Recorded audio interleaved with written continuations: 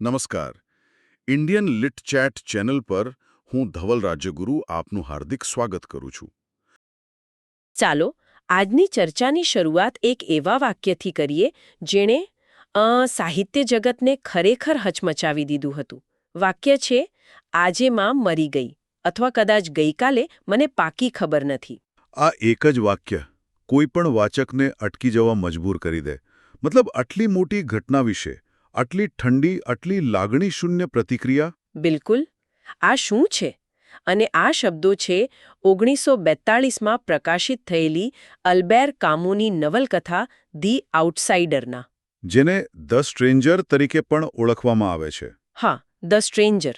એક એવી નાનકડી નવલકથા જેણે 20મી સદીની વિચારધારા પર એટલો ઊંડો પ્રભાવ પાડ્યો કે આજે પણ એની ચર્ચા થાય છે.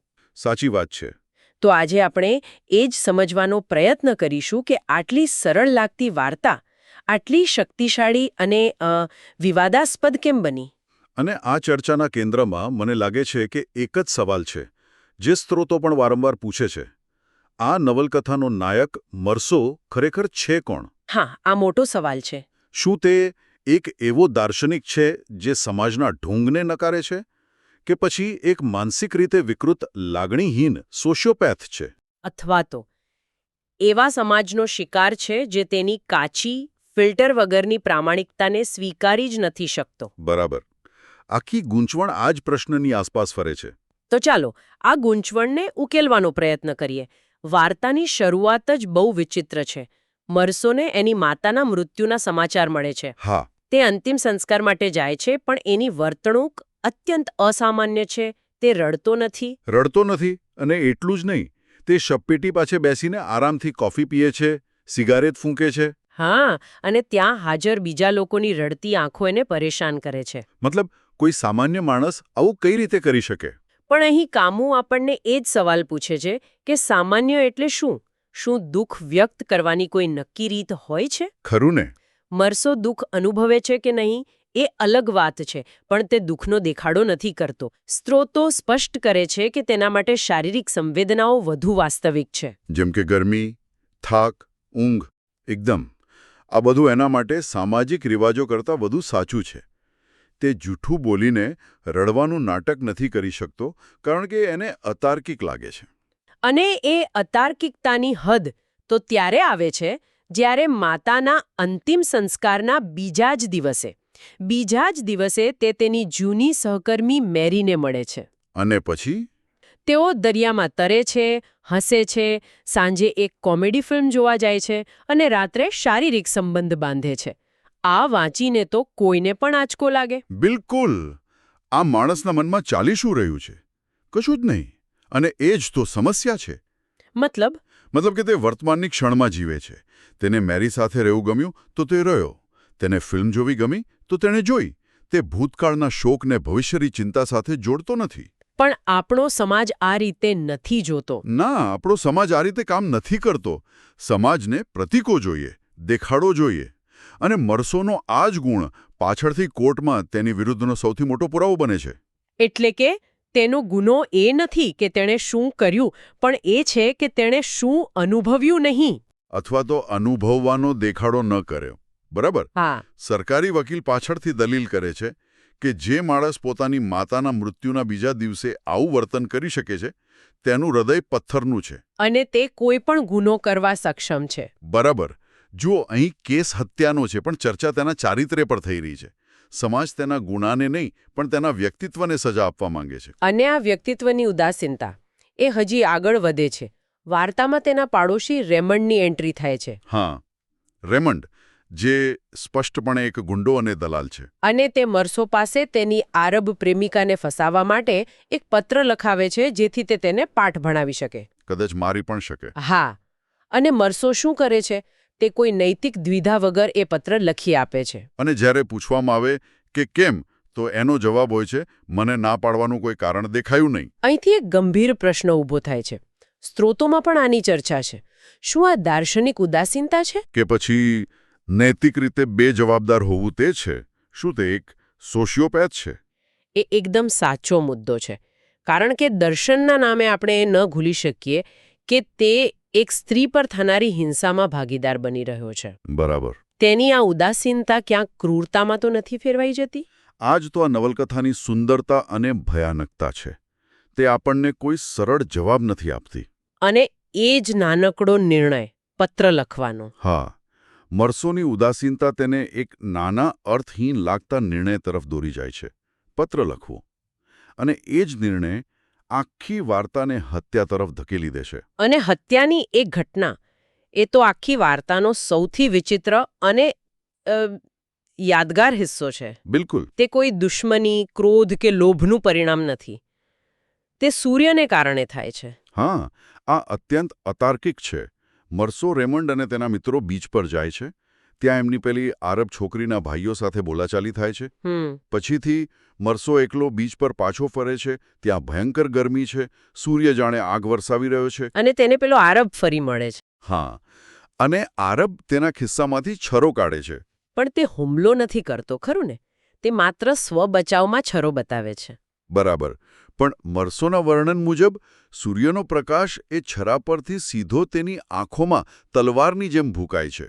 એને માથા પર હથોડા વાગી રહ્યા હોય એવું લાગે છે. અને એ ગરમી અને પ્રકાશના હુમલાથી બચવા એના હાથમાંથી ગોળી છૂટી જાય છે. અહીં પ્રકૃતિ, ખાસ કરીને સૂર્ય, એક વિનાશક શક્તિ તરીકે આવે છે. તે મરસોની ચેતના પર હાવી થઈ જાય છે. પણ વાત અહીં પૂરી નથી થતી. ના. પહેલી ગોળી કદાચ અકસ્માત ગણી શકાય, પણ એ પછી જ્યારે પેલો માણસ જમીન પર પડી ગયો છે, ત્યારે મરસો તેના નિષ્પ્રાણ શરીર પર બીજી 4 ગોળીઓ ચલાવે છે. અને આ કૃત્ય તેનું ભાગ્ય નક્કી કરી દે છે. હા, આ એક એબ્સર્ડ હત્યા છે, જેનો કોઈ તર્ક નથી, કોઈ હેતુ નથી, બસ એક ઘટના છે.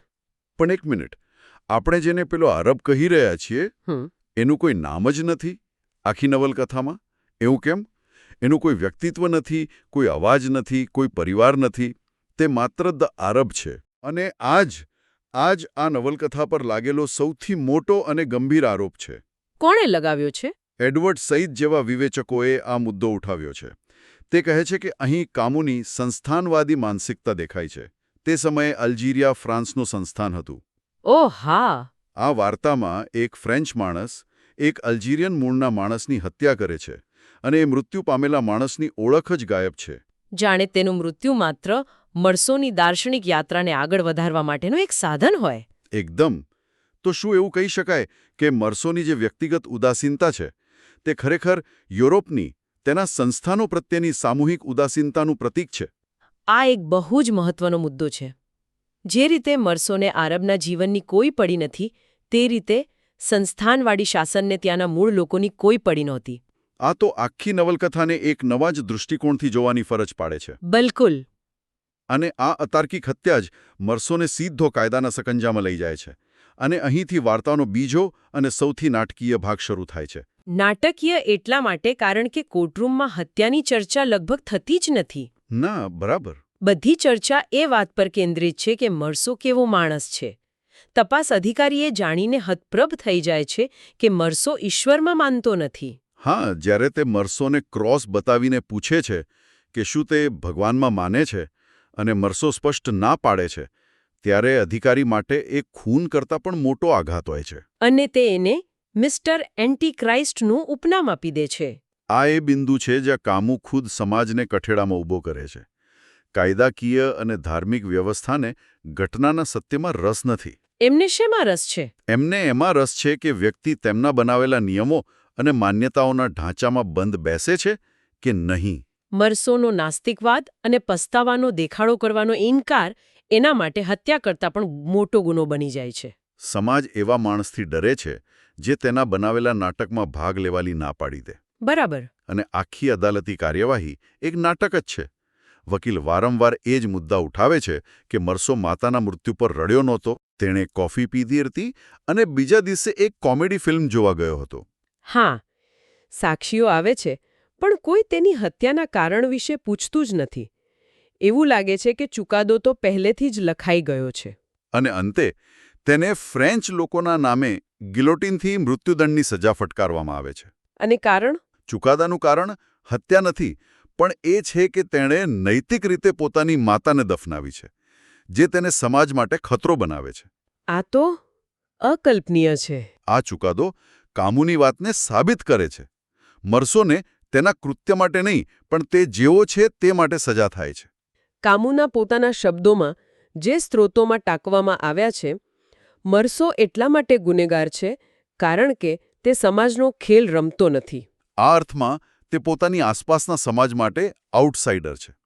અને કામુ ઉમેરે છે કે તે સત્યનો શહીદ છે. પણ કેવા સત્યનો? પોતાની લાગણીઓના સત્યનો. સમાજ ઈચ્છતો હતો કે તે રડવાનું નાટક કરે, પસ્તાવાનો ઢોણ કરે, ઈશ્વર સામે માફી માંગે, પણ તેણે ના પાડી. આ ઇનકાર જ તેનું સત્ય છે. હા, અને આ જ આપણને વાર્તાના મૂળ દર્શન એબ્સર્ડિઝમ એટલે કે વિસંગતિવાદ તરફ લઈ જાય છે. વિસંગતિવાદ. આ શબ્દ થોડો ભારે લાગે છે. સરળ ભાષામાં એનો અર્થ શું થાય?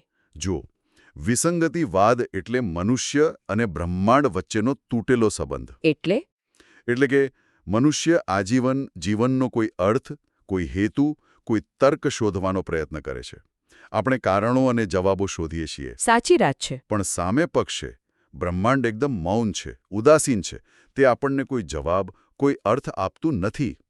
આ બંને વચ્ચેનો જે સંઘર્ષ છે એ જ એબ્સર્ડ અથવા વિસંગતિ છે. અને મરસોને આ વાતનો સાક્ષાત્કાર જેલમાં થાય છે, ખરું ને? હા, મૃત્યુદંડની સજા પછી જેલનો પાદરી વારંવાર તેને મળવા આવે છે. તેને સમજાવવા. હા, તેને ઈશ્વરમાં શ્રદ્ધા રાખવા અને પરલોકમાં જીવનની આશા રાખવા સમજાવે છે.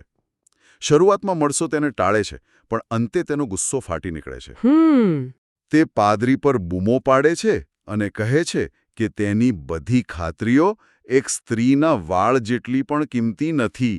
તે કહે છે કે મૃત્યુ પછી કશું જ નથી અને આ જીવન જ બધું જ છે. આ સંઘર્ષ પછી તે એકદમ શાંત થઈ જાય છે. હા, કારણ કે તે ગુસ્સામાં બધું કહી દે છે અને સત્યને સ્વીકારી લે છે. તે રાત્રે તે આકાશ સામે જુએ છે અને પહેલીવાર જગતની સૌમ્ય ઉદાસીનતા, the gentle indifference of the world, બરાબર, તેનો સ્વીકાર કરે છે. તેને સમજાય છે કે બ્રહ્માંડને તેના સુખ દુઃખ, જીવન મૃત્યુની કોઈ જ પડી નથી. અને આ સમજણ તેને ડરાવતી નથી, પણ આઝાદી આપે છે. તે પોતાની જાતને દુનિયા જેવી જ ઉદાસીન અને ખુશ અનુભવે છે. એકદમ. પણ મને તેની અંતિમ ઈચ્છા બિલકુલ સમજાઈ નહીં. આખી જિંદગી જે માણસને દુનિયા શું વિચારે છે તેની કોઈ પરવા ન હતી. એ જ માણસ મરતી વખતે એવી ઈચ્છા રાખે છે કે જ્યારે તેને મૃત્યુદંડ આપવામાં આવે ત્યારે મોટી ભીડ ભેગી થાય અને નફરતની બૂમો પાડીને તેનું સ્વાગત કરે. આ તો વિરોધાભાસી નથી લાગતું? શરૂઆતમાં લાગે છે, પણ ઊંડાણપૂર્વક વિચારીએ તો એ નફરત તેના અસ્તિત્વની સાબિતી હશે. સાબિતી? કેવી રીતે? એ ભીડની નફરત એ વાતની પુષ્ટિ કરશે કે તે જીવ્યો હતો અને તેની પોતાની શરતો પર જીવ્યો હતો. તે સમાજનો હિસ્સો બનીને નહીં, પણ સમાજની વિરુદ્ધ ઊભા રહીને પોતાનું જીવન જીવ્યો. ઓકે. એ નફરતની બૂમો તેને એ અહેસાસ કરાવશે કે તે એકલો નથી, કારણ કે તેની સામે આખી દુનિયા છે. એ તેની આઉટસાઇડર તરીકેની ઓળખ પર અંતિમ મોહર હશે. એક પ્રકારનો વિકૃત વિજય. તો અંતે આપણી સામે એક એવો માણસ છે જેને તેની માતાના મૃત્યુ પર ન રડવા બદલ મોતની સજા મળે છે. કેટલાક માટે તે તેની પ્રામાણિકતાનો હીરો છે, કેટલાક માટે માનસિક વિકૃત. અને કેટલાક માટે, જેમ આપણે ચર્ચા કરી, તે સંસ્થાનવાદી ઉદાસીનતાનું પ્રતીક છે. આ નવલકથા કોઈ સરળ જવાબ નથી આપતી. અને એટલે જ તે મહાન છે. તે એક અરીસો છે. તે આપણને એ વિચારવા મજબૂર કરે છે કે આપણે સમાજમાં ભળવા માટે, નોર્મલ દેખાવા માટે કેવા કેવા નાટકો કરીએ છીએ. અને જીવનના અર્થ વિશે પોતાને કેવી ખોટી દિલાસો આપતી ખાતરીઓ આપીએ છીએ. હા, મરસો એ બધા ઢોંગને, એ બધી ખાતરીઓને નકારી કાઢે છે અને તેનું પરિણામ ભોગવે છે. આખી ચર્ચાના અંતે એક વિચાર મનમાં રહી જાય છે. સ્ત્રોતો સ્પષ્ટ કરે છે કે મરસોને અપેક્ષિત લાગણીઓનું પ્રદર્શન ન કરવા બદલ સજા થાય છે. આ આપણને આપણા પોતાના જીવન વિશે વિચારવા પર મજબૂર કરે છે. પણ સવાલ માત્ર એ નથી કે આપણે કેટલી વાર સામાજિક અપેક્ષાઓ પૂરી કરવા માટે લાગણીઓનો અભિનય કરીએ છીએ. સાચી વાત છે. આ નવલકથા એનાથી પણ ઊંડો સવાલ પૂછે છે. કયો સવાલ? મરસો તેની પ્રામાણિકતા માટે શહીદ બને છે. પણ તેની પ્રામાણિક દુનિયામાં એક આરબ માણસ નામ વગર મરી જાય છે અને કોઈને તેની પડી નથી. તો શું બધી પ્રામાણિકતા સમાન છે? શું એક વિશેષાધિકાર પ્રાપ્ત માણસની દાર્શનિક મુક્તિ કોઈ બીજાના અસ્તિત્વના ભોગે આવે છે? આ એ પ્રશ્ન છે જે કામુ કદાચ પૂછવા નહોતા માંગતા, પણ તેમની નવલકથા આજે આપણને પૂછવા માટે મજબૂર કરે છે. ઇન્ડિયન લીડ ચેટ ચેનલ વતી હું ઉર્વી રાજ્યગુરુ આપનો આભાર માનું છું.